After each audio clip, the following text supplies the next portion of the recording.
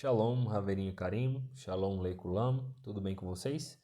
Aqui é Orochi Tsuriel falando e hoje eu venho trazer uma curiosidade histórica, geográfica e, por que não dizer, religiosa a respeito do povo judeu e o povo nordestino. Frequentemente acontece de eu estar andando na rua e geralmente eu utilizo a kippah, né, aquela cobertura que o judeu coloca sobre a cabeça. Existe vários formatos de kippah, né? Tem aquele que é mais famoso, que ele tem um formato de cúpula, e esse aqui é um kippah marroquino, né? Ele lembra o Aladim para muita gente. E o kippah ele é uma marca judaica, ele está num contexto ali de um costume judaico que arremete à questão de submissão com alguém que está acima, né? Então, não é como o caso do véu, por exemplo, que as mulheres utilizam sobre o cabelo também em respeito e em submissão, né? Nesse caso, primeiro ao marido e também a Deus, ao sagrado. E no caso do homem, ele tem não a cobertura como um véu, mas sim a kippah representando a mão de Deus sobre a cabeça do judeu, o abençoando, porque a palavra kippah vem da letra kaf, que quer dizer palma da mão, literalmente. Então, quando o judeu ele utiliza essa kippah, é como se Deus estivesse colocando a mão na cabeça dele, dizendo: Deus abençoe, meu filho. E aí o judeu então procede de maneira honesta, honrosa. Assim, a tradição judaica, a lei judaica pede, né? E também existe os tzitzit, né, que são chamados de franjas no texto da escritura, que se tratam de fios que são colocados, atrelados, né, através de nós, e eles são postos nas extremidades da veste do judeu, preso nas hiatas. E muitas vezes eu estou andando na rua, em algumas ocasiões eu estou usando kippah e tzitzit, e as pessoas elas olham, elas às vezes abordam e perguntam, e muitas dessas perguntas elas são um padrão. Uma delas, por exemplo, é se eu vim de Israel, né? Ou se eu nasci em Israel. Muitos dos judeus aqui de Caruaru e do Nordeste como um todo recebem essa pergunta. E por que é tão curioso, né, o pessoal falar sobre isso? Veja, aquele que nasce em Israel, ele é israelense, ele não é necessariamente judeu, certo? Por quê?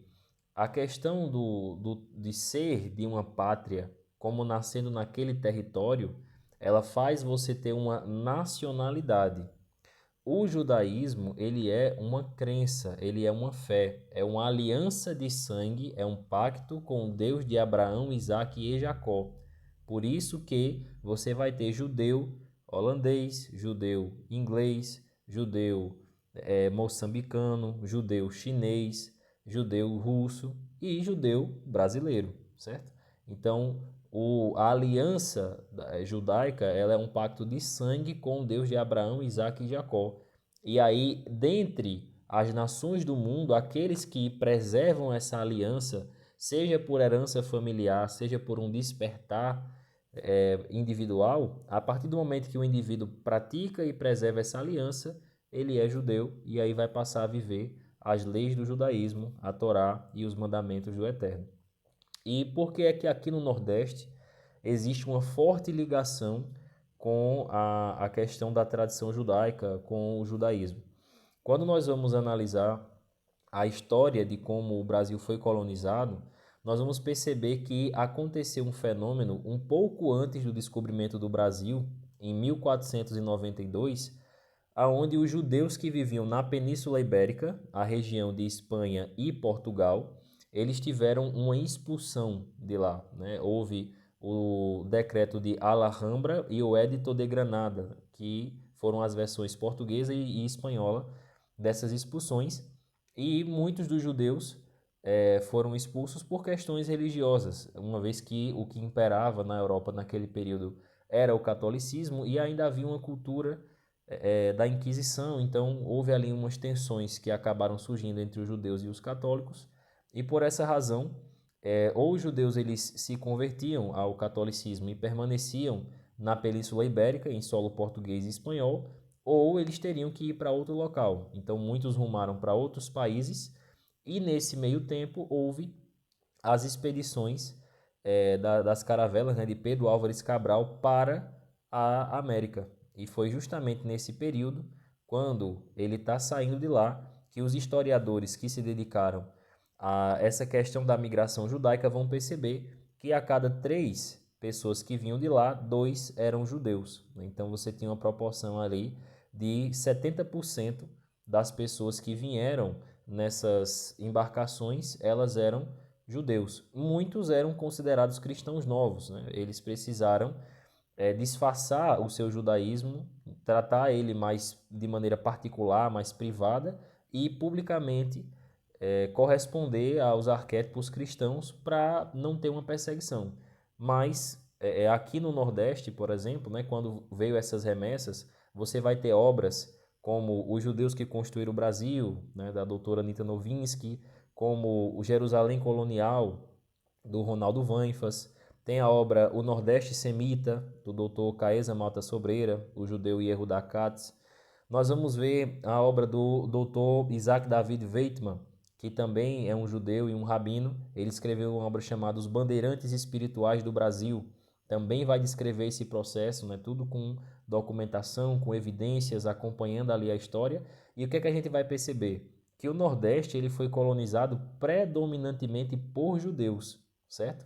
Sejam esses aqueles que puderam viver abertamente o seu judaísmo e expressaram isso, ou aqueles que praticavam as coisas no particular, mas na rua, por medo de perseguições ou de reprimendas, eles não praticavam esse judaísmo e mostrava mais um aspecto cristão, vamos dizer assim, da crença, né? Eles são chamados de cristãos novos pela Igreja Católica e de marranos pela história, né, pelos historiadores que veem esse processo.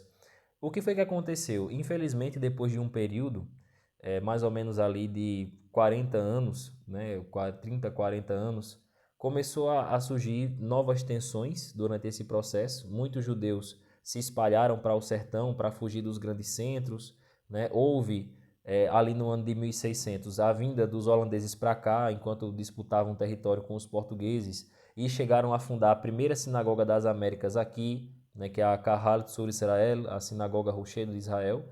E houve vários avanços nesse sentido, mas essas tensões elas foram crescendo, né, depois de um tempo. E aí, por conta disso, muitos judeus acabaram aqui sendo perseguidos pela Inquisição, fugindo para outros países, e muitos passaram a viver realmente ali como cripto-judeus. Eles praticavam esse judaísmo de maneira bem reservada, bem particular, e dessas práticas vão surgir muitos dos costumes que hoje nós temos no Nordeste. Então, um dos motivos pelos quais o Nordeste se diferencia tanto em relação à sua cultura com o restante do Brasil é que nós somos um pedaço do Oriente Médio em terras ocidentais. A nossa cultura, como foi formada, como foi pensada, influenciada por essa crença judaica, pela tradição judaica, ela trouxe muitos elementos que fazem da gente, né, um pedaço do Oriente Médio no Nordeste, como diz o Rav Maurel Melo, meu rabino e professor. E é interessante o seguinte, que depois que aconteceu todo esse processo, infelizmente, se perdeu muito do que era a carga religiosa dessa prática judaica, mas como uma tradição familiar, cultural, muitas famílias preservaram muitas coisas que existem no judaísmo. Muitas práticas, né, como varrer a casa da porta da frente para o quintal, né, sair com lixo por um lugar alternativo, ter os banheiros pensados para ser um cômodo fora dos cômodos da casa, sem ter a ligação com o restante da casa, a necessidade de você reaver um alimento depois que cai da mesa para não dar gosto ao diabo, né, como diz os mais antigos, isso tem fundamento na tradição judaica. O casamento entre primos também tem um contexto ali dentro da tradição judaica que foi muito perseguido. Muitas famílias continuaram praticando a circuncisão internamente, muitas famílias continuaram tendo ali os seus oratórios com letras hebraicas envolvidas na sua liturgia. Algumas famílias ainda têm guardadas obras ou utensílios que remetem a coisas judaicas.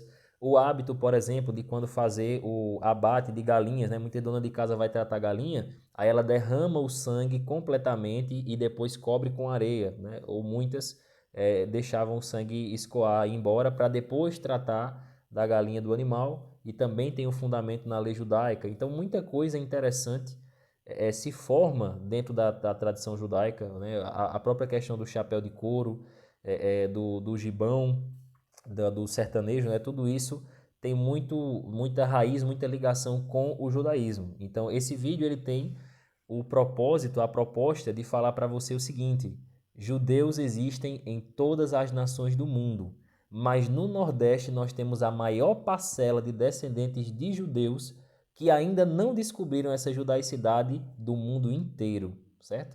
Nós temos uma riqueza, uma pérola, chamamos isso de Nefesh Yehudi, a alma judaica.